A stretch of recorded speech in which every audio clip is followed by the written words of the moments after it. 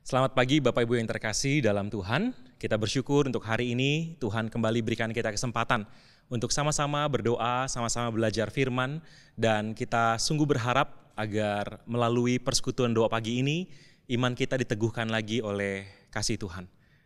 Satu pujian yang membawa kita boleh kembali bersyukur di hadapan Tuhan untuk kesetiaan Bapa kita, memelihara kita sepanjang istirahat tadi malam, atau bahkan dalam pergumulan sepanjang beberapa hari belakangan ini. Dan kita melihat Allah dengan setia menuntun kita. Mari sama-sama kita naikkan pujian ini. Kita mau sama-sama dengan segenap hati katakan, Bapa, Engkau sungguh baik. Biarlah pujian ini betul mengalir dari hati kita, yang menyadari betapa baiknya Allah Bapa kita.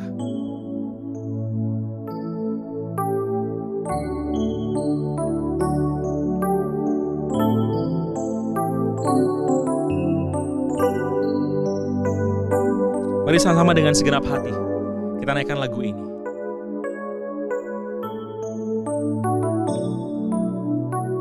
Kita mau katakan, Bapa, Engkau sungguh baik.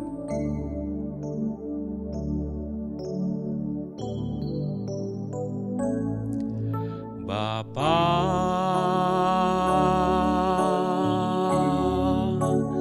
Engkau sungguh baik, kasih-Mu melimpah di hidupku.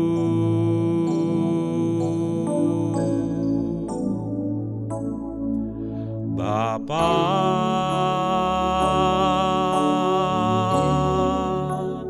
ku berterima kasih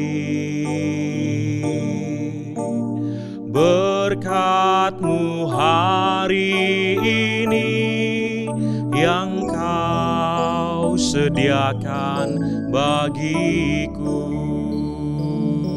Ku naikkan syukurku, ku naikkan syukurku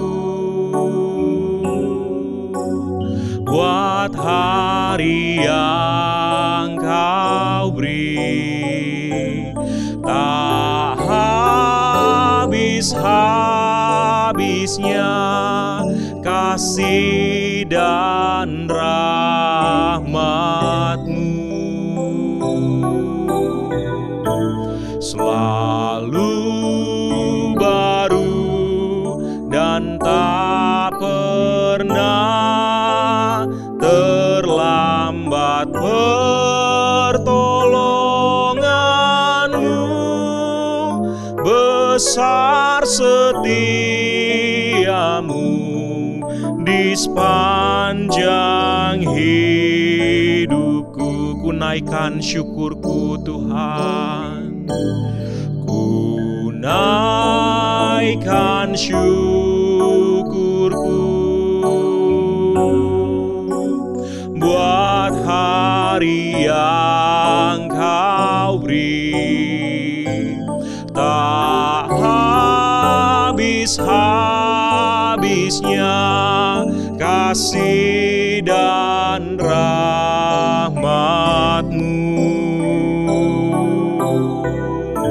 Selalu baru dan tak pernah terlambat pertolongan-Mu, besar setia-Mu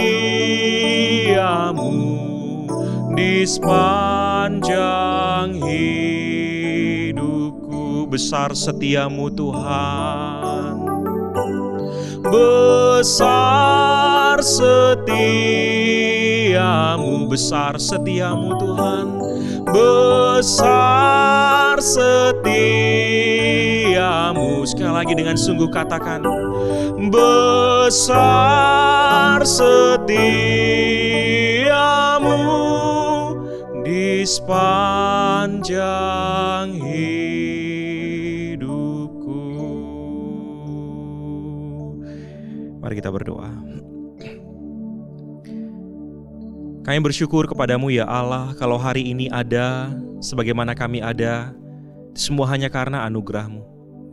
Berapa hari belakangan ini mungkin ada di antara kami yang bergumul karena masalah pekerjaan, karena masalah keuangan, karena masalah kesehatan, karena masalah keluarga, karena masalah-masalah yang lain. Atau mungkin di antara kami ada yang bergumul dengan dosa-dosa tertentu yang membuat kami berduka cita, membuat kami tertekan, membuat kami rasa bersalah. Tapi kalau hari ini Engkau berikan kami kesempatan untuk datang kembali di hadirat-Mu, Bapa, kami tahu ini adalah bukti kesetiaan-Mu kepada kami. Karena Engkau tetap membuka tangan-Mu untuk menyambut kami. Maka ini kami datang dengan apa adanya kami. Apa adanya kami, menantikan jamahan kuasa-Mu. Apa adanya kami, menantikan pertolongan-Mu. Agar satu hari ini kami lewati, kami jalani di dalam kuasa dan pertolongan daripada Allah Bapa yang mengasihi kami. Kami bersyukur buat pemeliharaan-Mu. Kami bersyukur buat hari ini. Kami berdoa mohon Tuhan berkarya lewat persekutuan doa ini, membawa kami makin mengenal Allah dan hidup hanya bagi kemuliaan nama-Mu ya Yesus Kristus. Demi nama Tuhan Yesus Allah yang hidup kami berdoa. Amin. Bapak Ibu yang terkasih dalam Tuhan, hari ini kita akan mengakhiri pembelajaran kita tentang seri berbahagia. Dan pagi ini kita akan sama-sama belajar bagian yang terakhir dari seri berbahagia ini. Dan ini bicara soal penderitaan, penganiayaan karena Kristus. Tapi sebelum sama-sama kita merenungkan firman Tuhan ini, mari sama-sama kita menaikkan sebuah pujian, sebuah lagu yang boleh mengingatkan iman kita, mengingatkan hati kita. Kita mengikut Yesus, kita tidak akan ingkar, dan kita akan terus berjalan walau sendirian, memikul salib. Sama-sama kita akan naikkan lagu ini, mengikut Yesus, keputusanku. Mengikut Yesus, keputusanku.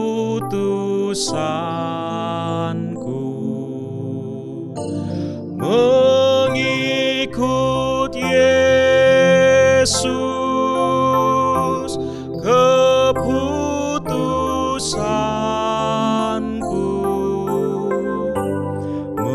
Mengikut Yesus, keputusanku.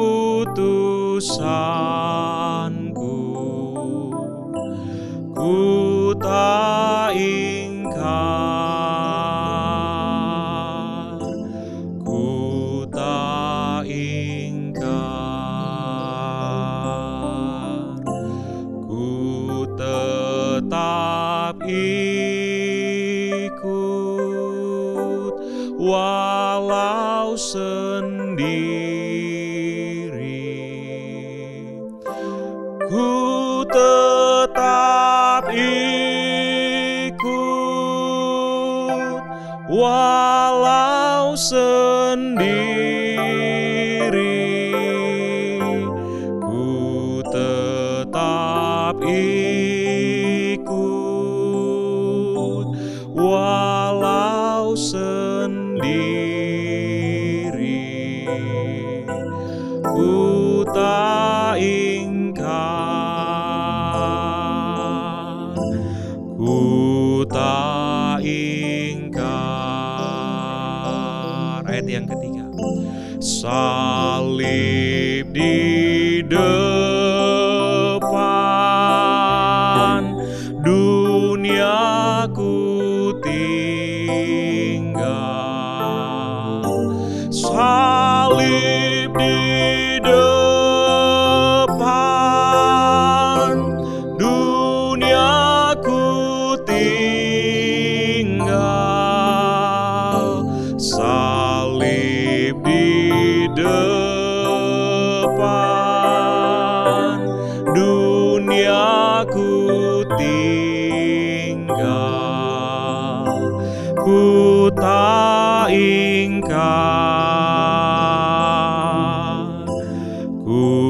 tak ingkar. Mari sama-sama kita membuka bagian firman Tuhan dari Matius pasal yang kelima, ayat yang ke-11 sampai 12. Sama-sama kita akan baca bagian firman Tuhan ini. Matius pasal yang kelima, ayat 11 dan ayat yang ke-12. 1, 2, 3. Berbahagialah kamu jika karena aku kamu dicela dan dianiaya, dan kepadamu difitnahkan segala yang jahat. Bersukacita dan bergembiralah, karena upahmu besar di surga, sebab demikian juga telah dianiaya nabi-nabi yang sebelum kamu. Mari sama-sama kita tundukkan kepala, kita berdoa. Tuhan, kami sudah membaca sebagian daripada firman-Mu. Kami rindu Tuhan memberikan kami pengertian, memberikan kami hikmat untuk mengerti, dan memberikan kami kekuatan untuk mengerjakan firman-Mu. Kami lemah ya Tuhan, dan kami butuh anugerah-Mu. Pakailah hamba-Mu dalam segala keterbatasannya untuk menyampaikan firman-Mu yang penuh kuasa dan tidak terbatas itu. Berbicaralah ya Allah, sebab kami anak-anak-Mu sudah siap untuk mendengar. Demi Kristus Allah yang hidup kami berdoa. Amin. Bapak Ibu yang terkasih dalam Tuhan, di tahun 150-an, orang-orang Kristen pada waktu itu, gereja mula-mula pada waktu itu menolak untuk menyembah Kaisar Roma, menolak untuk menyembah dewa-dewa Roma, karena bagi mereka, Kristus adalah satu-satunya Tuhan. Tetapi iman mereka dan penyembahan mereka tidak bisa diekspresikan secara terbuka. Maka orang Kristen, gereja mula-mula pada waktu itu menyembah Kristus, memuja Kristus secara sembunyi-sembunyi di rumah masing-masing. Mereka akan berkumpul pada malam hari ketika mereka sudah selesai bekerja, ketika mereka sudah menyelesaikan segala urusan mereka. Maka pada malam-malam tertentu mereka akan berkumpul di rumah-rumah, terkadang di sebuah rumah, terkadang harus berpindah-pindah rumah untuk kemudian tetap menjaga keamanan mereka. Karena mereka tidak bisa menyatakan iman mereka secara terbuka, sebab di waktu itu orang Kristen dianggap sebagai orang kafir.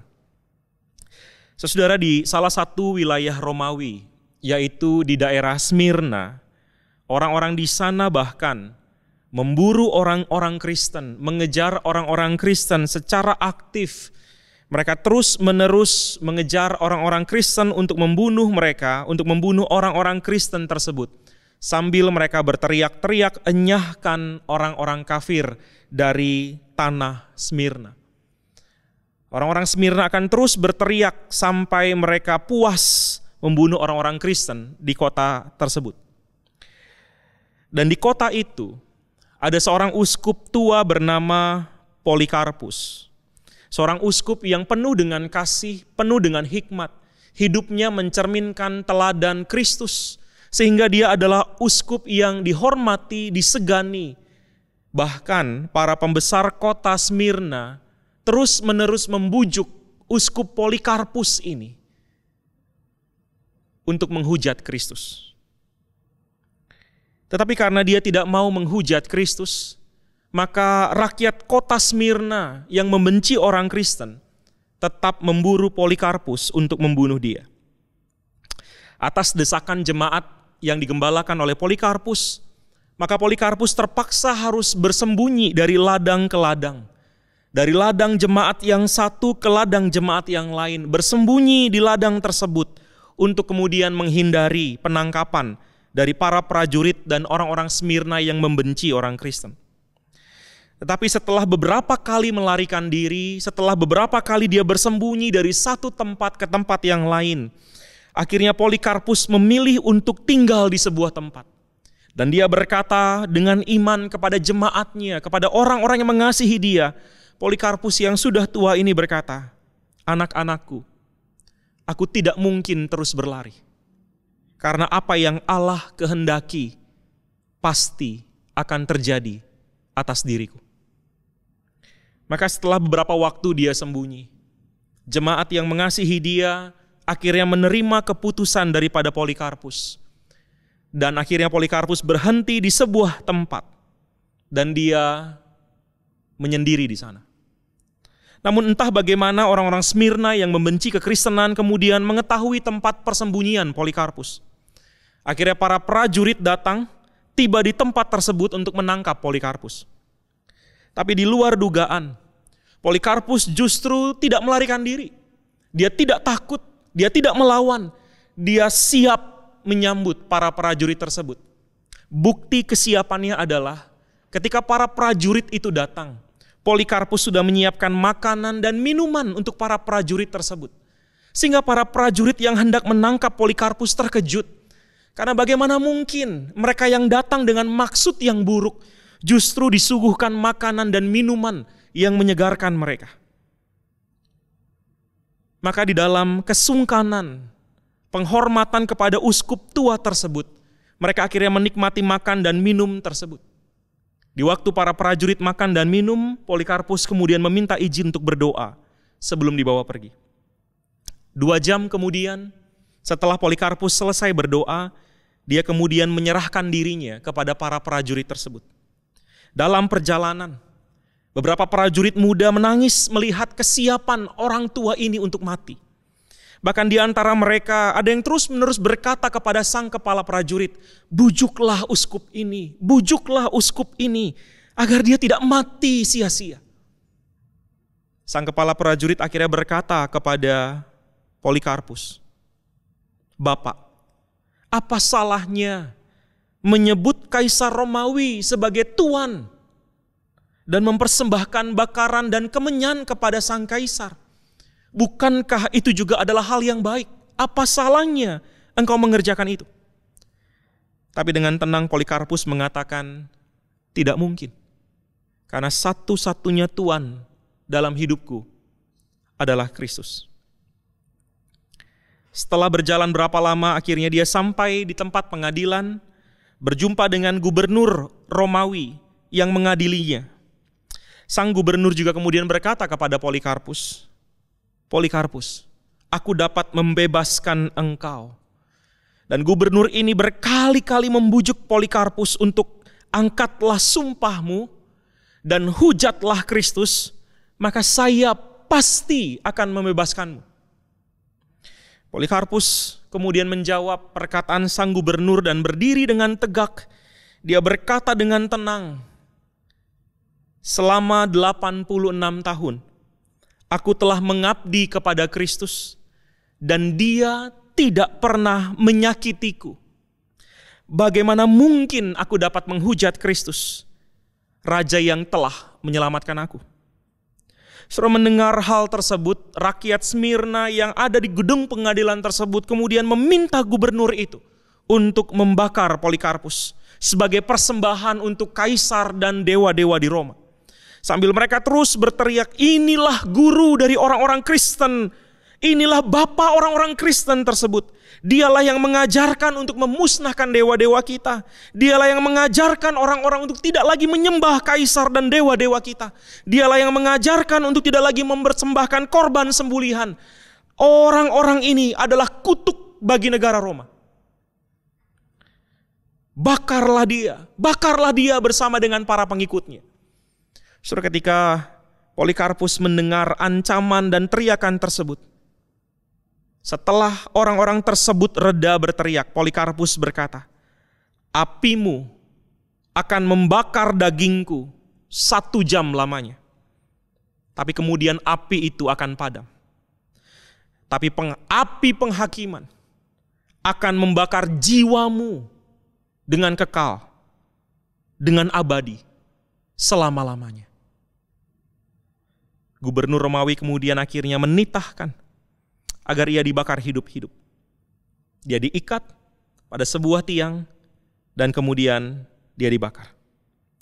Polikarpus mengakhiri hidupnya di tiang api tersebut. Bapak Ibu yang terkasih dalam Tuhan, apa yang terjadi dalam kehidupan Polikarpus adalah gambaran dari seorang murid Kristus yang setia kepada Yesus.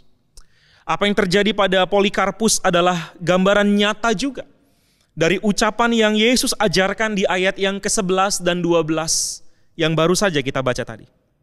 Polikarpus mengalami realita janji Allah Ketika orang-orang Smyrna mencela, menghina, menganiaya, memfitnah Polikarpus karena Kristus, di waktu itulah Polikarpus justru menjadi orang yang berbahagia, bersukacita, dan bergembira.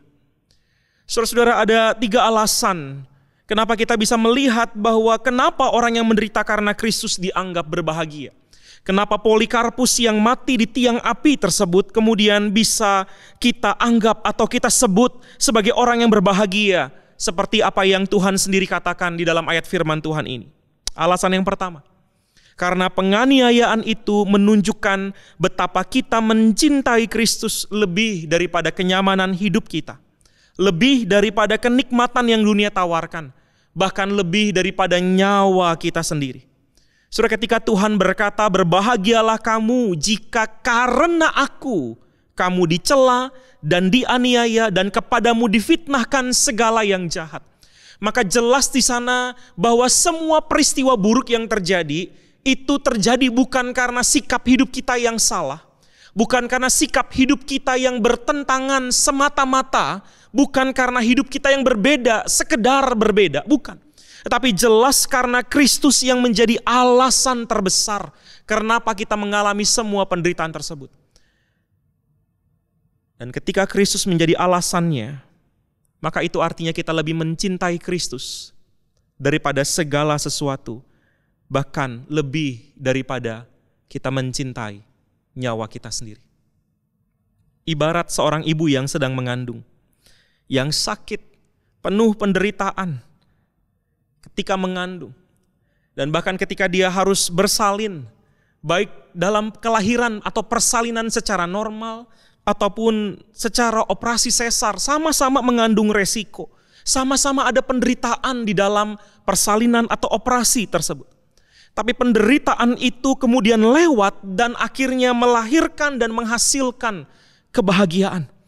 Karena akhirnya anak yang dinantikan, yang selama berbulan-bulan sudah dikandung, akhirnya bisa dipeluk, bisa dicium. Dan sakit bersalin, sakit operasi itu akhirnya lewat, tergantikan oleh karena alasan yang terbesar, yaitu ada anak yang dikasihi itu. Saudara, maka hal yang sama itu juga, penderitaan karena Kristus menjadi bagian yang kemudian kita jalani, kita lewati sebagai sebuah tanda bahwa ada pribadi yang jauh lebih berharga daripada hidup kita sendiri. Pribadi yang jauh lebih berharga daripada kenyamanan kita sendiri. Pribadi yang jauh lebih penting daripada apa yang dunia ini tawarkan, yaitu Kristus. Dan itu sebabnya kita rela untuk mengalami penderitaan karena Kristus. Dan itu sebabnya Tuhan berkata, berbahagialah kamu, karena engkau menyatakan cintamu yang terbesar. Engkau membuktikan bahwa tidak ada Tuhan selain Kristus. Tidak ada pribadi yang terpenting dan terutama selain Yesus. Berbahagialah kita. Alasan yang kedua, kita berbahagia karena sewaktu kita menderita karena Kristus, Tuhan berkata, bersukacitalah dan bergembiralah karena upahmu besar di surga. Saudara, upah ini bukan bicara tentang materi. Upah ini bukan bicara tentang segala kenikmatan daging yang akan kita nikmati di surga. Upah ini bukan bicara tentang berbagai hal yang sifatnya jasmania yang dikejar oleh manusia selama tinggal di dunia ini. Tidak. Tapi upah ini bicara tentang sebuah sukacita besar di surga. Ini bukan sekedar kita masuk surga. Ini bukan sekedar kita ada dan kemudian tinggal di dalam surga. Bukan. Tapi upah yang besar ini adalah sebuah sukacita yang besar, sebuah kedekatan, sebuah pengalaman, sebuah hal yang tidak dapat digambarkan oleh kata-kata, yang terlalu besar, yang dialami oleh orang-orang yang tinggal di dalam surga karena kematian oleh sebab kesetiaan kepada Kristus. Saudara, upah yang besar ini digambarkan bukan untuk dibandingkan dengan orang lain, bukan untuk dibandingkan dengan mereka yang tidak mengalami penganiayaan. Tetapi upah yang besar ini adalah sebuah gambaran, sebuah kepastian bahwa Allah mengerti bagaimana mengapresiasi iman anak-anaknya yang setia kepada Allah. Saudara, dalam bagian yang lain kita pernah melihat tentang upah yang diberikan kepada pekerja yang datang jam 6 pagi, yang datang jam 9 pagi, datang jam 12 siang, datang jam 3 sore, sampai akhirnya datang jam 5 sore. Saudara, kepada orang-orang tersebut diberikan upah yang sama. 1 dinar kepada setiap pekerja. Tapi yang membedakan adalah sukacita yang diterima oleh orang-orang yang bekerja di hari itu. Bagi orang yang bekerja di waktu yang awal dengan orang yang bekerja di waktu yang akhir, sukacitanya berbeda. Upahnya sama, apa yang Tuhan berikan sama, tetapi sukacitanya berbeda karena Allah bekerja di dalam kedaulatannya kepada orang-orang dengan cara yang berbeda. Maka kepada mereka yang diberikan anugerah untuk menderita karena Kristus ada sukacita yang berbeda. Upah yang besar yang diberikan, yang disediakan oleh Allah kepada mereka. Bagi kita yang tidak diberikan kesempatan untuk menderita karena Kristus, mati karena Kristus, dianiaya karena Kristus, kita tidak mengalami sukacita yang sama. Karena memang Allah bekerja dalam misteriusnya Allah, dalam caranya Allah, dalam keadilan yang tidak bisa kita bayangkan. Tapi disitulah Allah memberikan kepastian. Bagi engkau yang diberikan kesempatan untuk menderita karena Kristus, Allah tidak melupakan pergumulanmu dan penderitaanmu. Yang ketiga, yang terakhir, kita berbahagia sewaktu menderita karena Kristus, karena kita sedang berjalan mengikuti jejak para nabi yang taat kepada Allah. Firman Tuhan berkata, bersukacitalah dan bergembiralah karena upahmu besar di surga, sebab demikian juga telah dianiaya nabi-nabi yang sebelum kamu. Sebuah gambaran yang membawa kita melihat bahwa jejak penderitaan karena Kristus adalah jejak yang sudah seharusnya kita jalani. Jejak yang diberikan kepada orang-orang yang Allah pilih sebagai nabi, penyambung lidah Allah. Maka orang-orang yang kemudian juga diberikan kesempatan untuk menderita. Bukanlah orang-orang yang dianggap berbeda dengan orang Kristen karena sikap mereka, karena sifat mereka, bukan karena radikalnya mereka, bukan karena ekstrimnya mereka, bukan. Tapi karena ada tugas khusus yang Allah berikan kepada mereka. Menjadi penyambung lidah Allah di dalam penderitaan. Melalui penderitaan. Melalui kesaksian hidup mereka ketika dianiaya. Ketika menderita. Mereka sedang menjadi penyambung lidah Allah. Menjadi nabi yang Allah pakai. Untuk menyatakan siapa Allah yang benar di tengah kehidupan dunia yang berdosa ini. Saudara, orang-orang Kristen yang berikan kesempatan untuk menderita adalah orang-orang Kristen yang Allah tetapkan justru untuk menyatakan identitas Allah yang benar di tengah dunia yang berdosa ini. Maka berbahagialah kita pada waktu Allah memberikan kita kesempatan untuk menjalani jejak itu. Saudara, menderita karena Kristus tidak selalu berarti atau tidak berarti kita harus mati demi agama Kristen. Tidak sama. Bukan juga berarti kita melakukan tindakan yang radikal dan ekstrim sebagai tanda ketaatan kita. Bukan itu. Tuhan Yesus tidak pernah memerintahkan kita untuk melakukan tindakan radikal dan ekstrim. Kalau saudara mengikuti pembelajaran tentang seri berbahagia ini, Kristus mengajarkan kita justru untuk membawa damai. Kristus mengajarkan kita justru untuk bermurah hati. Kristus justru mengajarkan kita untuk menjadi anak-anak yang membawa kasih-Nya. Dan itu menjadi sebuah hal yang bertolak belakang dengan apa yang dunia ini ajarkan. Sehingga di tengah-tengah penderitaan karena Kristus, kita dibawa justru untuk menjalani hidup yang bukan dalam tindakan radikal, bukan dalam tindakan ekstrim, tetapi di dalam tindakan yang serupa dengan Kristus. Membawa damai, bermurah hati, hati yang lemah lembut, dan sikap hidup yang berbeda dengan apa yang dunia panggil, dunia ajarkan. Saudara, menderita karena Kristus adalah ketika karena iman kita kepada Kristus, kita mengalami hal yang buruk dan yang tidak nyaman. Misalkan, karena imanmu, karena engkau setia kepada Kristus, maka engkau tidak naik jabatan. Engkau didiskriminasi karena engkau tidak mau mengganti agamamu. Disitulah engkau sedang menderita karena Kristus. Karena kesetiaanmu pada Kristus, maka engkau memilih menjalani bisnis yang tidak terlalu menguntungkan. Meskipun tidak besar keuntungannya, tidak seperti orang-orang lain, engkau tetap setia kepada Kristus dan menjalani bisnismu dengan cara yang setia kepada Kristus, di waktu itulah engkau sedang menderita karena Kristus. Karena kita memilih lebih cinta Tuhan daripada dunia ini, maka orang-orang menertawakan kita, menghina kita, mengejek kita, menjauhi kita. Saudara, karena cinta kita kepada Tuhan, bukan karena tindakan ekstrim, bukan karena tindakan radikal, tapi karena cinta kita kepada Yesus, kita menolak mengikuti apa yang dunia ini ajarkan. Orang kemudian mengejek dan menjauhi kita, di waktu itulah kita sedang menderita karena Kristus. Terlebih lagi ketika kita harus menderita penganiayaan, menderita penderitaan daging, menderita segala hal yang membuat emosi kita hancur karena iman kita kepada Kristus. Disitulah kita sedang menderita karena Kristus. Saudara, menderita karena Kristus tidak selalu berujung kematian seperti Polikarpus. Menderita kepada Kristus bukan karena tindakan buruk yang kita kerjakan, tapi karena mereka tidak bisa menerima Kristus yang kita sembah dan ajaran yang kita lakukan dalam kehidupan kita.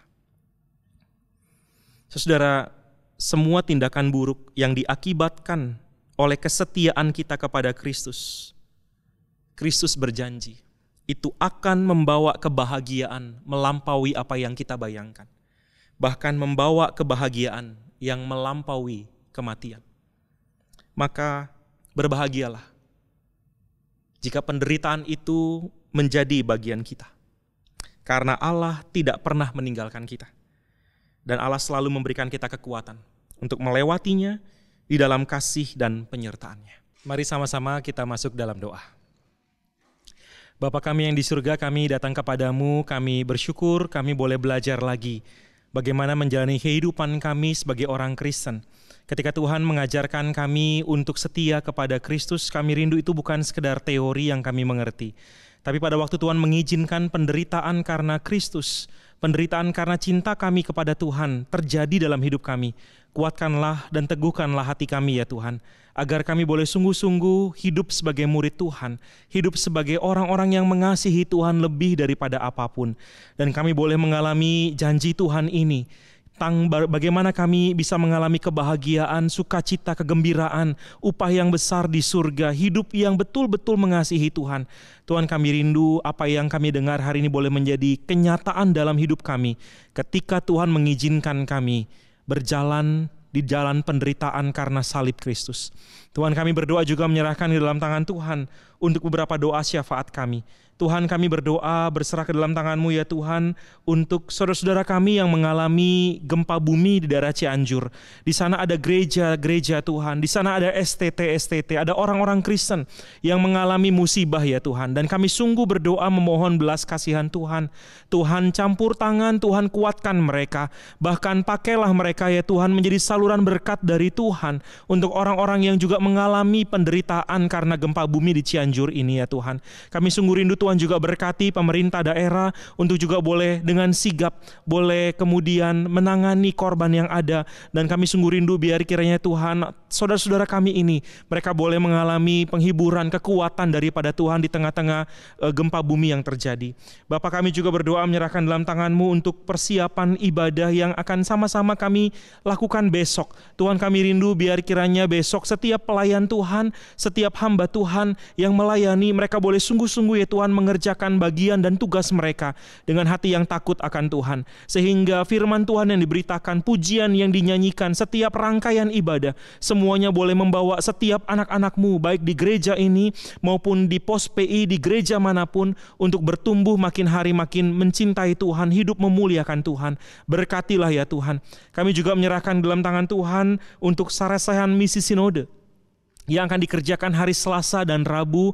Tuhan, kami berdoa juga Tuhan memberkati, sehingga kami sama-sama sebagai satu sinode GKA yang sudah Tuhan berkati sekian tahun.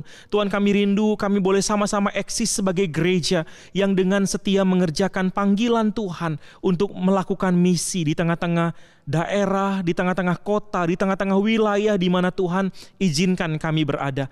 Melalui berbagai versi pelayanan, melalui berbagai metode pelayanan, kami rindu kami tetap setia kepada pemberitaan Injil Tuhan. Kami rindu kami tetap setia menjadi saluran berkat yang mengubahkan hidup banyak orang. Kami rindu kami tetap setia untuk boleh memuliakan Tuhan di dalam semua pelayanan misi yang dikerjakan. Tuhan, kami datang kepadamu berdoa menyerahkan dalam tangan Tuhan juga untuk bangsa dan negara kami. Tuhan, kami rindu ya Tuhan, di tengah situasi menjelang 2024 yang penuh dengan dinamika politik, penuh dengan berbagai hal-hal yang dapat terjadi. Tuhan, kami mohon Tuhan berikan hikmat bagi pemerintah kami, untuk mereka dengan sigap juga ya Tuhan, dengan hati yang sungguh-sungguh boleh menangani, boleh mengantisipasi berbagai hal. Bahkan Tuhan, di tengah-tengah situasi COVID yang dengan varian-varian terbaru, Tuhan kami berdoa, mohon Tuhan juga memberkati, Tuhan juga memberikan keseriusan. Tuhan, kami sungguh rindu ya Tuhan, dalam semua penanganan hikmat dari Tuhan boleh hadir bagi pemerintah kami. Tuhan, kami juga berdoa memohon belas kasihan Tuhan untuk follow up dari G20 yang akan dikerjakan oleh bangsa dan negara kami dalam kerjasama dengan pemerintah-pemerintah dan negara-negara yang lain. Tuhan, kami juga mohon Tuhan berkati sehingga follow up segala kesepakatan dari G20 boleh sungguh-sungguh boleh menjadi jalan yang baik untuk kebangunan ekonomi, kebangunan daripada stabilitas politik dalam bangsa kami dan juga untuk bangsa-bangsa yang lain, sehingga ada kerjasama yang baik di mana Tuhan memberkati. Kami sungguh rindu Tuhan, tolong ya Tuhan. Dan juga kami berdoa buat kehidupan kami pribadi, dalam pergumulan kami, dalam kerohanian kami, dalam kesehatan kami, dalam ekonomi kami, usaha kami. Tuhan, kami rindu Tuhan menjamah kami. Tuhan juga memberkati untuk keluarga kami, relasi kami ya Tuhan, agar kami juga boleh semakin menjadi saluran berkat Tuhan di tengah-tengah keluarga dan pertemanan, persahabatan, pelayanan yang kami kerjakan. Kami juga berdoa ya Tuhan untuk pertumbuhan iman kami secara pribadi. Satu hari ini, apapun yang Tuhan izinkan terjadi, biar hati kami tetap cinta Tuhan. Satu hari ini apapun yang Tuhan izinkan terjadi, biar hidup kami fokus kepada memuliakan Tuhan. Sehingga kami boleh sungguh setia mengerjakan hidup kami bagi kemuliaan nama Tuhan saja. Terima kasih Bapa, terima kasih. Ini doa kami serahkan dalam tangan-Mu. Demi nama Tuhan Yesus Allah yang hidup kami berdoa. Amin. Bapak Ibu yang terkasih, persekutuan doa Sabtu kita selesai sampai di sini. Tuhan memberkati setiap kita.